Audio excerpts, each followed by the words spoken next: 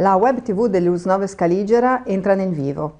Avete già visto in questi giorni i primi video pubblicati che hanno riguardato l'Ottobre in Rosa, la campagna della vaccinazione anti-influenzale e adesso cominciamo con i veri servizi offerti direttamente al cittadino.